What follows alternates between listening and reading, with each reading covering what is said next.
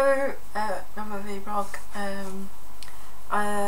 This will be less about how I'm feeling because I'm scared that I would cause mass suicide if I started discussing my feelings this week. So it's probably going to be quite inflammatory, and I do expect all my Welsh and Scottish. I don't think I've got any Welsh followers actually. Maybe it's because I don't have computers yet. But anyway, all my Welsh and Scottish followers, and anyone that watches us on YouTube and doesn't follow me on Twitter, outrage and fury, but you know, it's the truth. So I should probably qualify that by saying I'm not a particularly patriotic person. I was actually born in Canada and have Canadian citizenship, so not even properly English. So this is from a neutral background. And anyway, as you know, I go to the University of York, which is the university people go to when they're just not good enough for Oxbridge. When, you know, you're quite intelligent, you know, fairly intelligent, getting there, but just not good enough for a proper top 10 university. And this sort of institution attracts a lot of middle class kids that really not got much of a clue of life, the universe, and anything really. This is mostly demonstrated when I used to go to the Labour Club. I don't anymore, and we were having a discussion on recycling. I don't recycle. I am an evil person, and I'm sure one day I will drown in a landfill filled with my own filth for this, but I do know where recycling goes, and it just gets dumped in a lot of third world countries. So I'm so morally superior people are actually damaging the world more than you're saving it. But anyway, so back to the debate, and for some reason, as things are wont to do in a socialist party, the discussion of poverty and lower income families and recycling, you know, rock and roll we are, man. And I said, if you're struggling to eat like twice a day, let alone 3 times a day, I'm sure sorting your cardboard and glass out probably least of your worries. And for this I was practically lynched, and was never really welcome after that. The one thing you should know about the Labour Party, especially when I was young Labour and like university and stuff, is that if you don't toe the party line, if you don't agree with everything they all say, then your chances of winning anything are very slim. No matter how long you stand walking around in the pissing down rain, having abuse from people on the doorstep, etc, etc. Yeah, so back to the original point of middle class kids at uni. So I venture into the kitchen because my pile of plates was actually getting quite disgusting and smelling the room out, and even Febreze wasn't hiding it. This is something I only usually do very early in the morning or very late at night because I find the students quite irritating. But anyway, so there was already a few students in there: a Welsh woman, a Scottish woman, a Bulgarian, and a really incredibly pretentious Englishman. It sounds like a joke, doesn't it? But, well, it is a bit of a joke, but not a ha-ha joke. And they were discussing Roma in Bulgaria, that they're like a type of gypsy. Well, not a type of gypsy, you know what I mean, not just like, anyway. And everyone's calling them parasites and scum and everything, and how they don't pay taxes and all this terrible shit, right? Okay. So that was coming from the Bulgarian guy. The Bulgarian guy, by the way, that had never ever paid any taxes in the UK, parents won't have paid taxes in the UK, yet gets a subsidised education from an English university. right? And then the fuckwit of a Scottish child popped up and was going, oh, fucking travellers and fucking Dale Farm and all this. She's probably not all that intelligent because she clearly doesn't know the difference between a gypsy and a traveller. But anyway, so yeah, so I said, well, that's a bit rude, isn't it? And butted in and basically put my liberal point forward and, you know, banged on a bit. And she was just so infuriating. She was just so, she was really maddening. So in the end I said, well, how epically stupid have you got to be to leave a country where you get free university education? Free! No, don't pay a thing. Free. And that's for every single family in Scotland that lives in Scotland and has resided in Scotland for the last 2 years. Their children, them, can go and do whatever degree they want, can leave, come back, you know, with no comeback from student finance, right? Because they don't have student finance. And anyway, so and then I walked out, and it got me thinking, mainly about how I need to control my temper. But yeah, and we had a lecture on poverty, as you know, social workers tend to work with people that, not all the time obviously, but a lot of people, especially, no, I'm going to be really impressed. But anyway, so we had this lecture on poverty, and Scotland has one of the highest, for people, I can't remember how to out,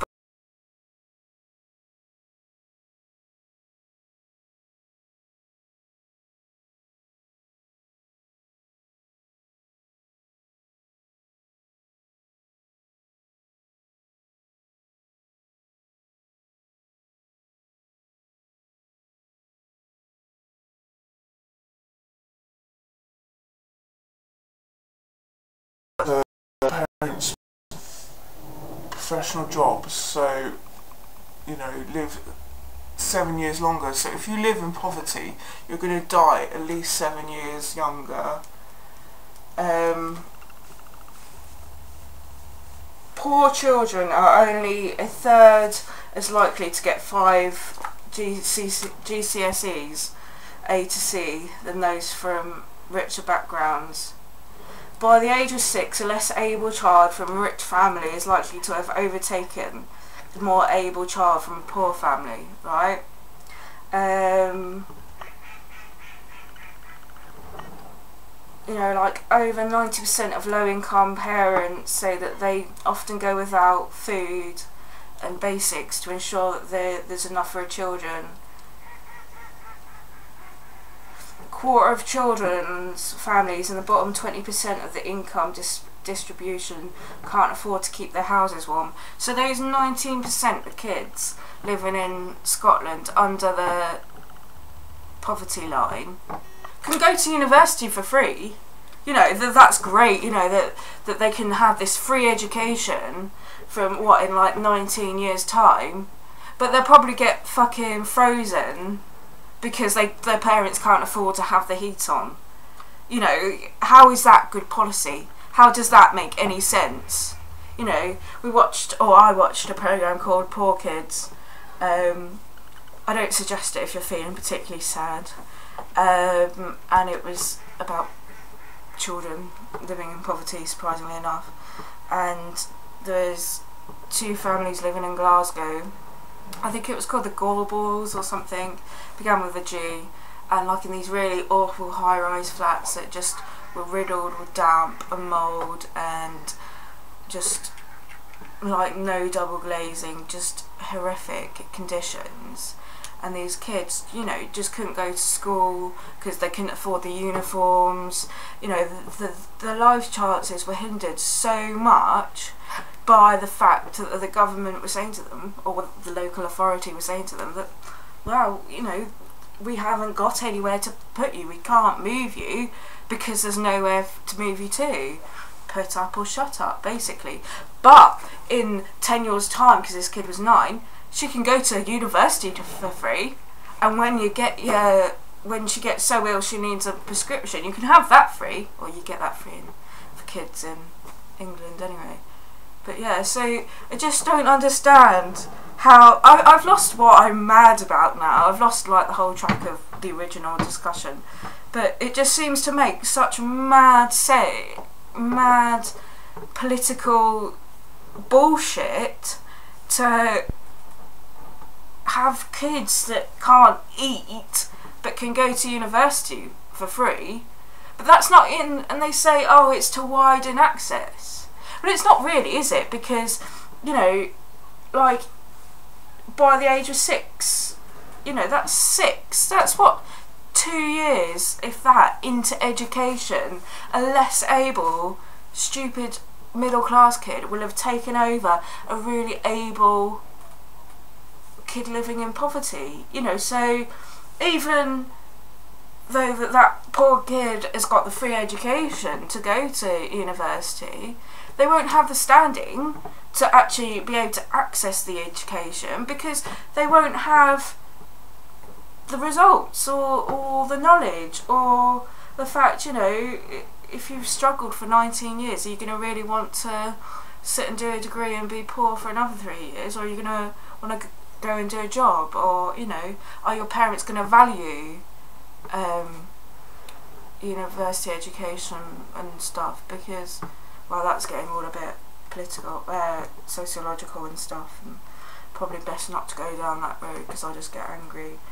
So yeah, so I've forgotten what I was talking about, and then the discussion moved on to, oh yeah, gypsies are benefit scrounge, parasites, but like you get all those people claiming benefits in it and stuff like that in this country, and I was just like, oh really people, and it was just ridiculous, and this woman was just just so infuriating. Can't even form proper thoughts about this woman. But anyway, so me being the calm, rational person I am, came back and collected all my uni notes on poverty and children and stuff, and stormed back into the kitchen, said, actually, and I actually did the whole actually, 58% of children living in poverty have at least one parent in full-time and part-time work. So, or part-time work. So obviously they're not all just scroungers, you fucking idiot. I didn't call her a fucking idiot, I probably should have though. So yeah, so basically, and then I said, well, why come to England? Why come to England to study? Because at the end of the day, you have free education there, which is partly funded by Westminster, right?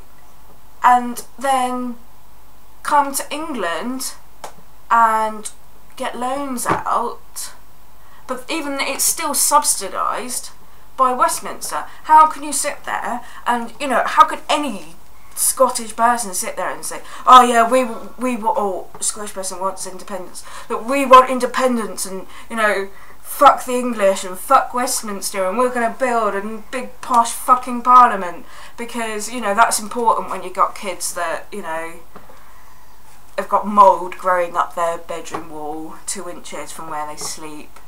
You know, oh, I'm ranting again, so I've lost my thought. So, yeah, so they go on how they want independence and everything, but truly, can they handle independence? Can you, if you think that spending all that money on free education and free prescriptions for everyone is a good sociological whatever move, how the fuck are you gonna manage your country when you have no input from Westminster? So eventually, I basically just went a bit mental and told her that I hope all her siblings and middle class kids appreciate their free university education, and eventually it will bankrupt your country, and then all the poor kids will get poorer. which wasn't, it didn't really make a lot of sense, although it does in the sense that probably will in years to come put Scotland in quite a not very good position financially, but it's okay because we'll just give them more money. Fuck our students, fuck our poor kids. Anyway, so yeah, so basically I have just made myself sound like a really right-wing pro-England arsehole, but that wasn't the intention, because I think everyone should work together. I don't think there should even be like separate countries. I think we should just be the United Kingdom and should all work together and not screw anyone over, and reassess our monetary situation, support those that need it and shit like that, and introduce education that actually does help all kids rather than the self-serving middle classes. But until there's a revolution and until I'm Prime Minister, that's probably not going to happen. So yes, I'm all a bit politically apathetic now and can't be arsed with anything, which pretty much sums up my life in general. I'm probably going to have to play this back because I can't really remember much of what I've said, other than there's loads of kids living in poverty. The Scottish woman that lives on my floor is a fucking idiot. Oh, she is. She's so smug. Honestly, I just want to punch her, but I don't agree with violence. And she's like, oh, she's from Edinburgh and she moans all about the tourists and that. And I just think, really? You're in a different country. You cannot moan about tourists in your own country when you're living in someone else's country, you fucking idiot. So yeah, so she's really annoying. The smug Englishman just like sat there like, the Bulgarian was just like, fucking parasites, fucking parasites. That's really poor Bulgarian accent. And the Welsh woman was just like, the English always think they're right. That was a bit better Welsh accent, etc, etc. So yeah, basically that's me done ranting. I'm back at uni tomorrow. There's only 2 more weeks to go until reading week, so that should be good. A whole week to do fuck all. And not I particularly do much at university anyway. So yeah, so I'll sign off now. I'll see you later.